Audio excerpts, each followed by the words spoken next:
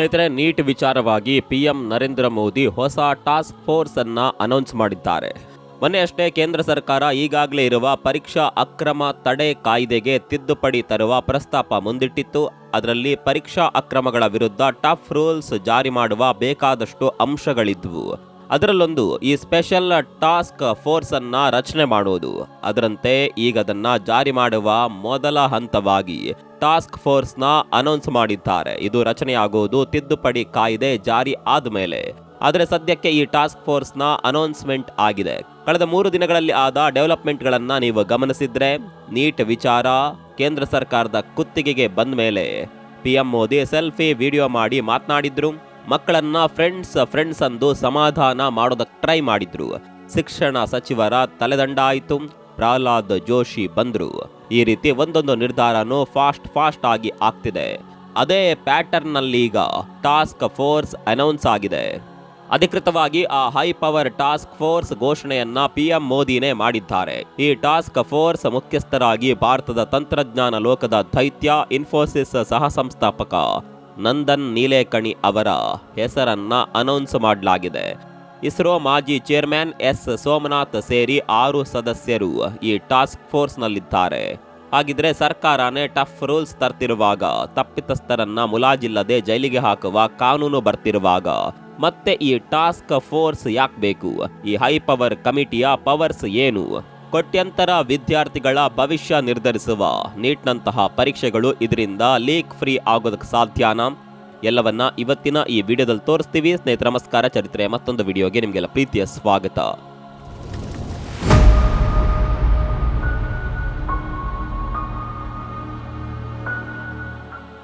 ಸ್ನೇಹಿತರೆ, NEET UG ಪರೀಕ್ಷಾ ಅಕ್ರಮದ ವಿರುದ್ಧದ ಪ್ರತಿಭಟನೆಗಳು ಶುರುವಾಗಿ 1 ತಿಂಗಳು ಮುಗಿದಿದೆ. ಆ 1 ತಿಂಗಳಲ್ಲಿ ಏನೇನಾಯ್ತು ಅನ್ನೋದನ್ನ ನೀವೆಲ್ಲ ನೋಡಿರ್ತೀರಾ.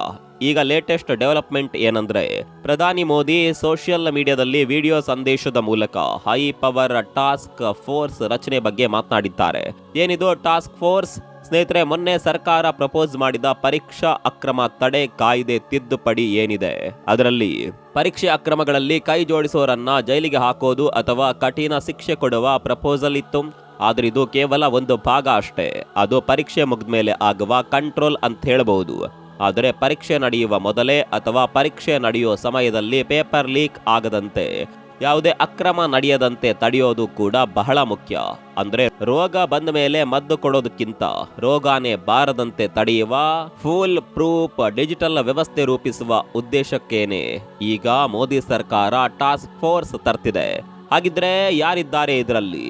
ನೋಡಿ ಸ್ನೇಹಿತರೆ, ನೀಟ್ ಪರೀಕ್ಷೆ ಅಥವಾ ಯಾವುದೇ ಸರ್ಕಾರಿ ಪರೀಕ್ಷೆಯಲ್ಲಿ ಮಕ್ಕಳ ಐಡೆಂಟಿಟಿ ವೆರಿಫಿಕೇಶನ್ ನಿಂದ ಹಿಡಿದು ಪರೀಕ್ಷೆ ನಡೆಯೋದು, ಅದರ ವ್ಯಾಲ್ಯುವೇಷನ್, ರಿಸಲ್ಟ್ ಅನೌನ್ಸ್ಮೆಂಟ್ ಎಲ್ಲ ನಡೆಯೋದು ಡಿಜಿಟಲ್ ಆಗಿ. ಹಾಗಾಗಿ ದೇಶದ ನ್ಯಾಷನಲ್ ಟೆಸ್ಟಿಂಗ್ ಏಜೆನ್ಸಿ ಅಂದ್ರೆ NTA ಮತ್ತು ಇಡೀ ಪರೀಕ್ಷಾ ನೆಟ್ವರ್ಕ್ ನಲ್ಲಿ ತಂತ್ರಜ್ಞಾನವನ್ನ ಗರಿಷ್ಠ ಮಟ್ಟದಲ್ಲಿ ಬಳಸೋದ್ರಿಂದ ಮನುಷ್ಯರ ಹಸ್ತಕ್ಷೇಪಕ್ಕೆ ಅವಕಾಶ ಇಲ್ಲದಂತೆ ಪರೀಕ್ಷಾ ಸಿಸ್ಟಮ್ ಅನ್ನ ರೀಡಿಸೈನ್ ಮಾಡೋದ್ರಿಂದ ಸಮಸ್ಯೆಗೆ ಪರಿಹಾರ ಸಿಗುತ್ತೆ ಅನ್ನೋದು ಸರ್ಕಾರದ ಯೋಚನೆ. ಇದೇ ಕಾರಣಕ್ಕೆ ಸರ್ಕಾರ ತಂತ್ರಜ್ಞಾನ ಮತ್ತು ಆಡಳಿತ ರಂಗದ ದಿಗ್ಗಜರನ್ನ ಈ ಟಾಸ್ಕ್ ಫೋರ್ಸ್ ನಲ್ಲಿ ಸೇರಿಸಿದೆ. ಆಗ್ಲೇ ಹೇಳಿದ ಹಾಗೆ ಒಟ್ಟು 6 ಜನರ ಹೈ ಪವರ್ ತಂಡ ಇದು. ಬೇರೆ ಬೇರೆ ಕ್ಷೇತ್ರಗಳ 6 ಪರಿಣಿತರನ್ನ ಇದಕ್ಕೆ ಆಯ್ಕೆ ಮಾಡಲಾಗಿದೆ. ಪ್ರತಿಯೊಬ್ಬರ ಪ್ರೊಫೈಲ್ ನೋಡಿದ್ರೆ ಸರ್ಕಾರ ಎಷ್ಟು ಗಂಭೀರವಾಗಿ ಈ ನಿರ್ಧಾರ ತೆಗೆದುಕೊಂಡಿದೆ ಅನ್ನೋದು ಗೊತ್ತಾಗುತ್ತೆ. ಮೊದಲೇ ಅವರು ನಂದನ್ ನೀಲೇಕಣಿ, ಟಾಸ್ಕ್ ಫೋರ್ಸ್ ಅಧ್ಯಕ್ಷರು, ತಂತ್ರಜ್ಞಾನ ತಜ್ಞರು. ಇವರು ಜಗತ್ತೇ ಮೆಚ್ಚಿರುವ ಭಾರತದ IT ದೈತ್ಯ ಸಂಸ್ಥೆ ಇನ್ಫೋಸಿಸ್ನ ಸಹ ಸಂಸ್ಥಾಪಕ ಮತ್ತು ಪ್ರಸ್ತುತ ಅಧ್ಯಕ್ಷರು ಕೂಡ. ಜೊತೆಗೆ ಭಾರತದ 140 ಕೋಟಿ ಜನರಿಗೆ ಸಿಂಗಲ್ ಡಿಜಿಟ್ ಗುರುತು ಕೊಟ್ಟ ಆಧಾರ್ ಕಾರ್ಡ್ನ ಜನಕ ಇವರೇ ಅಂತ ಹೇಳಬಹುದು. ಯಾಕಂದ್ರೆ ಆಧಾರ್ ನಿರ್ಮಿಸಿದ unique identification authority of India ಅಥವಾ UIDAI ಯೋಜನೆಯ ಸಂಸ್ಥಾಪಕ ಅಧ್ಯಕ್ಷರಾಗಿ ಇವರು ಕೆಲಸ ಮಾಡಿದ್ದಾರೆ. ಇದರಲ್ಲಿ 2009 ರಿಂದ 2014 ಕ್ಯಾಬಿನೆಟ್ ಸಚಿವರ ದರ್ಜೆಯಲ್ಲಿ ಕೆಲಸ ಮಾಡಿರುವ ಅನುಭವ ಇದೆ. ಇನ್ನು 2010ರಲ್ಲಿ ಸರ್ಕಾರದ TAG-UP ಸಮಿತಿಯ ಅಧ್ಯಕ್ಷರಾಗಿ GST-ಯಂತಹ ದೇಶದ ಬೃಹತ್ IT ನೆಟ್ವರ್ಕ್ಗೆ ಅಡಿಪಾಯ ಹಾಕಿದ್ದು ಕೂಡ ಇವರೇನೆ. ಅಲ್ಲದೆ 2023ರಲ್ಲಿ G20 digital public infrastructure task ಫೋರ್ಸ್ನ ಸಹ ಅಧ್ಯಕ್ಷರಾಗಿಯೂ ಸಹ ಸೇವೆ ಸಲ್ಲಿಸಿದ್ದಾರೆ. ಬೆಂಗಳೂರಿನಲ್ಲಿ ಹುಟ್ಟಿ IIT ಮುಂಬೈನಲ್ಲಿ ಪದವಿ ಪಡೆದಿರುವ ನಂದನ್ ನೀಲೇಕಣಿ ಬೃಹತ್ ಮಟ್ಟದ ಡಿಜಿಟಲ್ ಪ್ಲಾಟ್ಫಾರ್ಮ್ಗಳನ್ನು ಸುರಕ್ಷಿತವಾಗಿ ಕಟ್ಟೋದರಲ್ಲಿ ಮಾಸ್ಟರ್ ಅಂತಲೇ ಹೇಳಬಹುದು. ಇನ್ನು ಎಸ್ ಸೋಮನಾಥ್ ಬಾಹ್ಯಾಕಾಶ ಮತ್ತು ವಿಜ್ಞಾನ ತಜ್ಞರು. ನಿಮ್ಗೆ ಗೊತ್ತಿರುವ ಹಾಗೆ ಇವರು ಇಸ್ರೋದ ಮಾಜಿ ಅಧ್ಯಕ್ಷರು. ಇವರ ನೇತೃತ್ವದಲ್ಲೇ ಭಾರತ ಚಂದ್ರನ ದಕ್ಷಿಣ ಧ್ರುವದ ಮೇಲೆ ಚಂದ್ರಯಾನ 3 ನೌಕೆಯನ್ನ ಯಶಸ್ವಿಯಾಗಿ ಇಳಿಸಿ ಇತಿಹಾಸ ಬರೆದಿತ್ತು. ಯಾವುದೇ ಟೆಕ್ನಾಲಜಿಯ ಇಂಜಿನಿಯರಿಂಗ್ನಲ್ಲಿ ಕನಿಷ್ಠ ತಪ್ಪುಗಳಿಗೂ ಅವಕಾಶ ಇಲ್ಲದೆ ಅತ್ಯಂತ ನಿಖರವಾದ ಸಿಸ್ಟಮ್ಗಳನ್ನು ರೂಪಿಸೋದ್ರಲ್ಲಿ ಸೋಮನಾಥ್ ಅವರು ಎಕ್ಸ್ಪರ್ಟ್. ಇನ್ನು ತಪನ್ ಡೇಕಾ ಇವರು ಗುಪ್ತಚರ ಮತ್ತು ಭದ್ರತಾ ತಜ್ಞರು. ಇವರು ಭಾರತದ ಅತ್ಯುನ್ನತ ಆಂತರಿಕ ಭದ್ರತಾ ಸಂಸ್ಥೆಯಾದ ಇಂಟೆಲಿಜೆನ್ಸ್ ಬ್ಯೂರೋ ಮಾಜಿ ನಿರ್ದೇಶಕರು. 4 ವರ್ಷಗಳ ಕಾಲ ಐಬಿ ಮುಖ್ಯಸ್ಥರಾಗಿ ದೇಶದ ಭದ್ರತೆಯನ್ನ ಮುನ್ನಡೆಸಿದ್ದಾರೆ. ಜೊತೆಗೆ ಮಲ್ಟಿ ಏಜೆನ್ಸಿ ಸೆಂಟರ್ ಅನ್ನ ಆಧುನೀಕರಣ ಮಾಡಿ ಭಯೋತ್ಪಾದನಾ ವಿರೋಧಿ ಮತ್ತು ನಕ್ಸಲ್ ನಿಗ್ರಹ ಕಾರ್ಯಾಚರಣೆಗಳಲ್ಲಿ ಮಹತ್ವದ ಪಾತ್ರ ವಹಿಸಿದ್ರು. ಅಂತಹ ಜಾಲಗಳನ್ನ ಭೇದಿಸುವಲ್ಲಿ ಇವರಿಗೆ ದೊಡ್ಡ ಎಕ್ಸ್ಪೀರಿಯನ್ಸ್ ಇದೆ. ಇನ್ನು ಡಾಕ್ಟರ್ ವಿ ಕಾಮಕೋಟಿ ಇವರು ಸೈಬರ್ ಸೆಕ್ಯುರಿಟಿ ಮತ್ತು ಎಐ ಎಕ್ಸ್ಪರ್ಟ್. ಪ್ರಸ್ತುತ ಐಐಟಿ ಮದ್ರಾಸ್ನ ನಿರ್ದೇಶಕರು. ಕಂಪ್ಯೂಟರ್ ಆರ್ಕಿಟೆಕ್ಚರ್, ಸೈಬರ್ ಸೆಕ್ಯುರಿಟಿ ಮತ್ತು ಕೃತಕ ಬುದ್ಧಿಮತ್ತೆ ಕ್ಷೇತ್ರದಲ್ಲಿ ದೇಶದ ಶ್ರೇಷ್ಠ ವಿಜ್ಞಾನಿ. ಭಾರತದ ಮೊಟ್ಟಮೊದಲ ಸ್ವದೇಶಿ ಮೈಕ್ರೋ ಪ್ರೊಸೆಸರ್ ಶಕ್ತಿಯನ್ನ ಅಭಿವೃದ್ಧಿಪಡಿಸಿದ ತಂಡದ ನೇತೃತ್ವ ವಹಿಸಿದ್ರು. ಅಲ್ಲದೆ ಕೇಂದ್ರ ವಾಣಿಜ್ಯ ಮತ್ತು ಕೈಗಾರಿಕಾ ಸಚಿವಾಲಯದ ಆರ್ಟಿಫಿಷಿಯಲ್ ಇಂಟೆಲಿಜೆನ್ಸ್ ಟಾಸ್ಕ್ ಫೋರ್ಸ್ನ ಅಧ್ಯಕ್ಷರಾಗಿ ಕೆಲಸ ಮಾಡಿದ್ದಾರೆ. ಇನ್ನು ಈ ಟಾಸ್ಕ್ ಫೋರ್ಸ್ನ ಏಕೈಕ ಮಹಿಳೆ ಅನಿತಾ ಕರ್ವಾಲ್. ಇವರು ಶಿಕ್ಷಣ ಕ್ಷೇತ್ರ ಮತ್ತು ಆಡಳಿತ ತಜ್ಞರು. ಇವರು ಭಾರತ ಸರ್ಕಾರದ ಮಾಜಿ ಶಿಕ್ಷಣ ಕಾರ್ಯದರ್ಶಿ. ಅಷ್ಟಕ್ಕೂ ಮೊದಲು ಕೇಂದ್ರೀಯ ಪ್ರೌಢ ಶಿಕ್ಷಣ ಮಂಡಳಿಯ ಅಧ್ಯಕ್ಷರಾಗಿದ್ದರು. ಅಲ್ಲದೆ ದೇಶದ ನೂತನ ಶಿಕ್ಷಣ ನೀತಿ ಜಾರಿಗೆ ತರುವಲ್ಲಿ ಪ್ರಮುಖ ಪಾತ್ರ ವಹಿಸಿದ್ದ ವಿಶ್ರಾಂತ ಐಎಎಸ್ ಅಧಿಕಾರಿ. ಸದ್ಯ ಗುಜರಾತ್ನಲ್ಲಿ ರೇರಾ ಅಧ್ಯಕ್ಷರಾಗಿದ್ದಾರೆ. ಕೊನೆಯದಾಗಿ ಅಮೃತ್ ಲಾಲ್ ಮೀನಾ ಇವರು ಲಾಜಿಸ್ಟಿಕ್ಸ್ ಮತ್ತು ಸಪ್ಲೈ ಚೈನ್ ಎಕ್ಸ್ಪರ್ಟ್. ಬಿಹಾರ ಕೆಡಾರ್ ವಿಶ್ರಾಂತ ಐಎಎಸ್ ಅಧಿಕಾರಿ. ಈ ಹಿಂದೆ ಬಿಹಾರ ಸರ್ಕಾರದ ಮುಖ್ಯ ಕಾರ್ಯದರ್ಶಿಯಾಗಿ ಕೇಂದ್ರ ಕಲ್ಲಿದ್ದಲು ಸಚಿವಾಲಯದ ಕಾರ್ಯದರ್ಶಿಯಾಗಿ ಕೆಲಸ ಮಾಡಿದ್ದಾರೆ. ಇವರು ಸಾರಿಗೆ ಮತ್ತು ಸರಕುಗಳ ವಿತರಣಾ ಜಾಲವನ್ನ ನಿರ್ವಹಿಸೋದ್ರಲ್ಲಿ ಎಕ್ಸ್ಪರ್ಟ್. ಇವರನ್ನೇ ಯಾಕೆ ಈ ಟಾಸ್ಕ್ ಫೋರ್ಸ್ಗೆ ಆಯ್ಕೆ ಮಾಡಿಕೊಂಡ್ರು ಅಂದ್ರೆ ಆಗ್ಲೇ ಹೇಳಿದ ಹಾಗೆ ಪರೀಕ್ಷೆ ಅಕ್ರಮ ತಡೆಯೋದಕ್ಕೆ ಪ್ರತಿಯೊಂದು ಕ್ಷೇತ್ರದ ಒಬ್ಬೊಬ್ಬ ಎಕ್ಸ್ಪರ್ಟ್ ಬೇಕಿತ್ತು.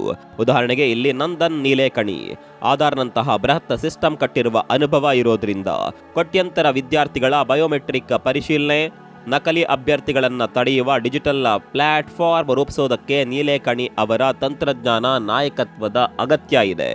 ಇನ್ನು ಡಾಕ್ಟರ್ ವಿ ಕಾಮಕೋಟಿ ಪರೀಕ್ಷೆಗಳು ಈಗ ಆನ್ಲೈನ್ ಅಥವಾ ಡಿಜಿಟಲ್ ಮೋಡ್ಗೆ ಹೋದರೆ ಸೈಬರ್ ಹ್ಯಾಕಿಂಗ್, ಪ್ರಶ್ನೆ ಪತ್ರಿಕೆ ಎನ್ಕ್ರಿಪ್ಷನ್ ಮತ್ತು ಎಐ ದುರುಪಯೋಗ ತಡೆಯೋದಕ್ಕೆ ಸೈಬರ್ ಭದ್ರತಾ ತಜ್ಞರಾಗಿ ಕಾಮಕೋಟಿ ಇರ್ತಾರೆ.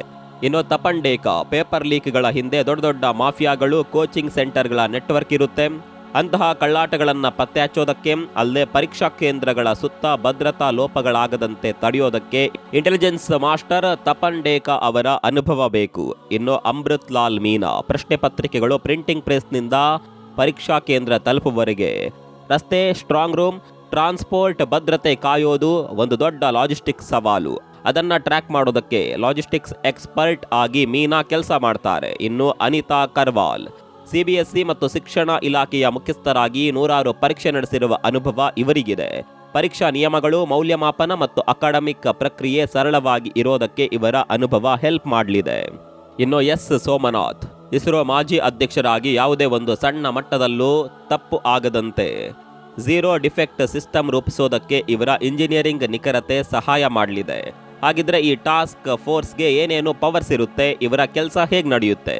ಸ್ನೇಹಿತರೆ, ಈ ಹೈ ಪವರ್ ಟಾಸ್ಕ್ ಫೋರ್ಸ್ ಕೇವಲ ಸಲಹೆ ಕೊಟ್ಟು ಸುಮ್ಮನಾಗುವ ಕಮಿಟಿ ಅಲ್ಲ. ಇವರಿಗೆ ಇಡೀ ದೇಶದ ಪರೀಕ್ಷಾ ವ್ಯವಸ್ಥೆಯನ್ನ ಮೂಲಮಟ್ಟದಿಂದ ಪರಿಶೀಲಿಸುವ ಅಧಿಕಾರ ಕೊಡಲಾಗ್ತಾ ಇದೆ. ಎಂಡ್ ಟು ಎಂಡ್ ಪರೀಕ್ಷಾ ಚಕ್ರದ ಪರಿಶೀಲನೆ, ಪ್ರಶ್ನೆ ಪತ್ರಿಕೆ ತಯಾರಿಕೆಯಿಂದ ಹಿಡಿದು ಅದನ್ನು ಸುರಕ್ಷಿತವಾಗಿ ರವಾನಿಸೋದು, ಪರೀಕ್ಷಾ ಕೇಂದ್ರಗಳ ನಿರ್ವಹಣೆ, ಅಭ್ಯರ್ಥಿಗಳ ನೈಜ ಗುರುತು ಪರಿಶೀಲನೆ, ಪರೀಕ್ಷೆ ಮುಗಿದ ನಂತರದ ಪ್ರಕ್ರಿಯೆಗಳು, ಹೀಗೆ ಪ್ರತಿಯೊಂದು ಹಂತದಲ್ಲೂ ಇರುವ ಭದ್ರತಾ ಲೋಪಗಳನ್ನು ಪರಿಶೀಲಿಸುವ ಅಧಿಕಾರ ಇರುತ್ತೆ.